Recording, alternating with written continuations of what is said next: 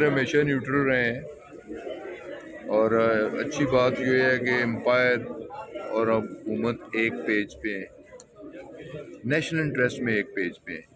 اگر national interest پہ ادارے ایک پیج پہ ہوں تو انہیں متنازع نہیں کہا جاتا، انہیں متنازع نہیں بنایا جاتا۔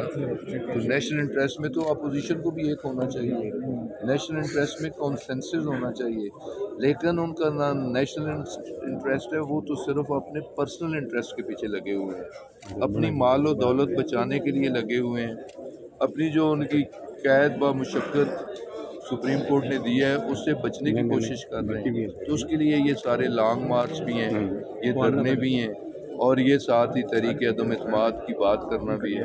تو اس سے کوئی فرق نہیں پڑتا، یہ تو 3.5 سالوں سے کرتے چلے آ رہے ہیں، تو ہم انہیں ویلکم کرتے ہیں۔ اس دفعہ مولانا صاحب بڑے پر امید ہیں، وہ کہہ رہے ہیں کہ 24 گھنٹوں میں کوئی بڑی خوشخبری دیں گے۔ بڑی خوشخبری کیا دیں گے؟ ریکویزیشن سیشن، وہ اس سے پہلے بھی ریکویزیشن دے چکے ہیں، ڈفرینٹ ایشوز پہ دے چکے ہیں، سیشن کال ہو چکا ہے۔ اگر عدم اعتماد کی وہ تحریک لائے تو ہم اس کا بھرپور طریقے سے سامنا کریں گے، اور انشاءاللہ تعالیٰ انہیں ناکامی ان کا مقدر بنے گی۔ خان صاحب، حکومت کے بارے میں کہا جا رہا ہے کہ 24 جو ہے ان کے نئے جو ہے ہماری صفوں میں آ چکی، تو ایسے ہیں جی یا صرف 8 بندوں کی بات کسی ٹی وی چینل میں آئی تھی، اور ان لوگوں کی تردید بھی آ چکی ہے۔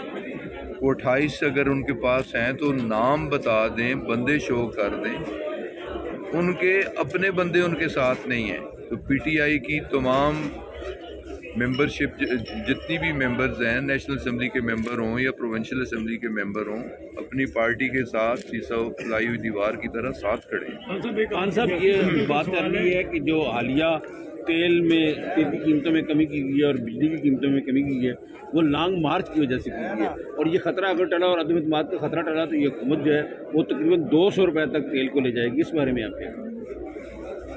یہ وسوسے نہ پیدا کریں،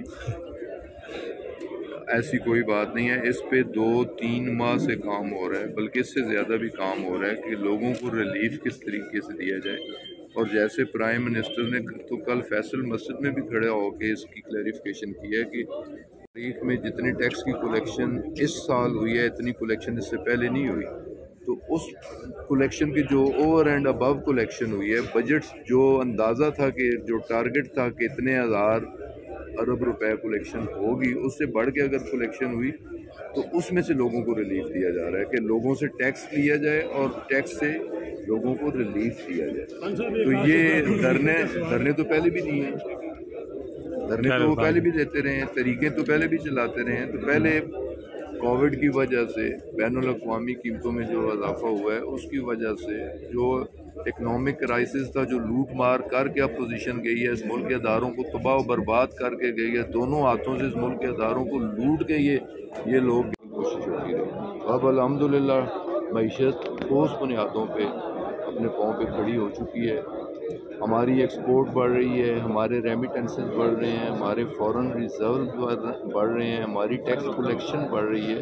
تو اب لوگوں کو ریلیف دینا ہے، یہ اگلا انشاءاللہ جو 1.5-2 سال رہ گئے، مزید لوگوں کو ریلیف دیا۔ خان صاحب، جہانگیر ترین گروپ اور ان کے جو حمایتی ہیں، ان کا کیا سٹیٹس ہے حکومت کے ساتھ؟ کیا وہ 100% حکومت کے ساتھ؟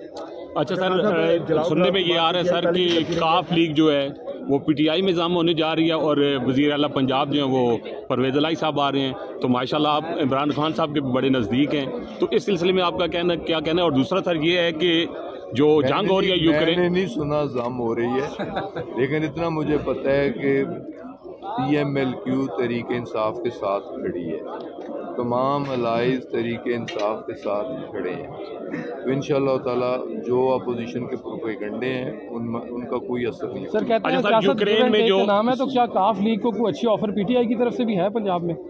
پی ٹی آئی کا پارٹ اینڈ پارسل ہے پی ایم ایل کیو، لیکن اب صوبے میں بھی ان کے پاس وزارتیں ہیں، صوبے کی اسپیکرشپ بھی ان کے پاس ہے، مرکز میں بھی 2 وزارتیں ہیں، تو وہ فلی سیٹسفائی ہیں۔ سر یوکرین میں جو جنگ ہے سر، واقعی میں ہو گیا جبکہ ملک تیمور مسعود اکبر صاحب غیر حاضر ہیں، اس کے بارے میں آپ کیا؟ ملک تیمور صاحب کو تو میرا خیال ہے منصور نے بھی دعوت دی, عمار نے بھی دعوت دی, کوئی مجبوری ہو سکتی ہے. خان صاحب پی ٹی آئی کا اپوزیشن میں تھی, اسی طرح دھرنے اور مارچ وغیرہ کی ہوتی تھی, بل پھاڑ دو جلا دو.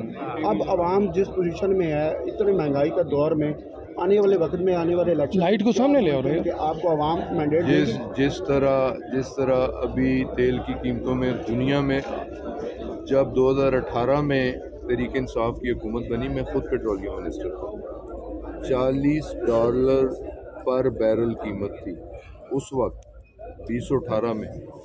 آج $110 پر بیرل ہو چکی ہے, 100% سے بھی زیادہ قیمتوں میں اضافہ ہو چکا ہے. بین الاقوامی طور پہ جہاں قیمتوں میں اضافہ ہوا ہے تو پاکستان, اس کے باوجود ہم نے اس مہینے 10 روپے اوگرا کی سفارش تھی کہ قیمتیں بڑھائی جائیں, کہ انٹرنیشنل مارکیٹ میں قیمتیں بڑھ چکی ہیں, اس کے باوجود یہ ریلیف دیا گیا اور کمی کی گئی.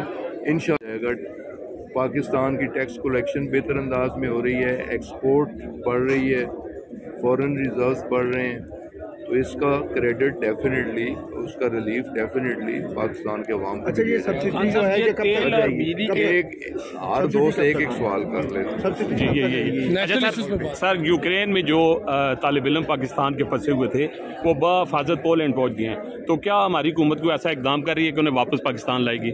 بس ابھی صرف انتظار ہو رہا تھا کہ وہ باعزت طور پہ آرام کے ساتھ کسی دوسرے ملک میں پہنچ جائیں, بحفاظت پہنچ جائیں, کیونکہ یوکرین وار زون میں وہاں فلائنگ کی اجازت نہیں تھی, وہاں کو فلائٹ بھیجی نہیں جا سکتی تھی.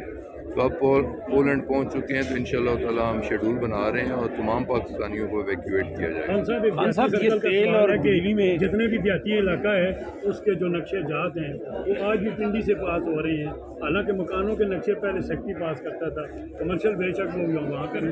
یہاں آپ پورے حال سے اگر پوچھ لیں تو یہ سارے دیہات میں ایک بڑا اہم مسئلہ ہے جو آپ کے دیہاتیوں کو خاص کر پریشانی آتی ہے. یہ پہلی بار میں آپ کے منہ سے یہ بات سن رہا ہوں, اور اچھی بات ہے آپ نے اس کی نشاندہی کی. یہ میں چیک کرواتا ہوں کہ میونسپل کمیٹی میں کیوں نقشوں کی منظوری نہیں ہوتی اور ضلع میں کیوں بھیجے جاتے ہیں, اسے چیک کر لیں. خان صاحب یہ بجلی اور تیل میں جو ہے نا وہ کمی کی گئی ہے, تو اس کے ساتھ جو ہے نا وہ اشیاء خرد و نوش میں بھی کیوں نہیں ریلیف دیا جا رہا؟ دیکھیں نا, یہ تو اب انتظامی ہے نا. اب تیل کی قیمتوں میں کمی ہوئی یا بجلی کی قیمتوں میں کمی ہوئی تو اب انتظامیہ کے ذریعے ٹرانسپورٹیشن چارجز بھی کم کرانے کی کوشش ہوگی اور اشیاء خرد و نوش کی قیمتوں میں بھی کمی لائی جائے گی انشاءاللہ.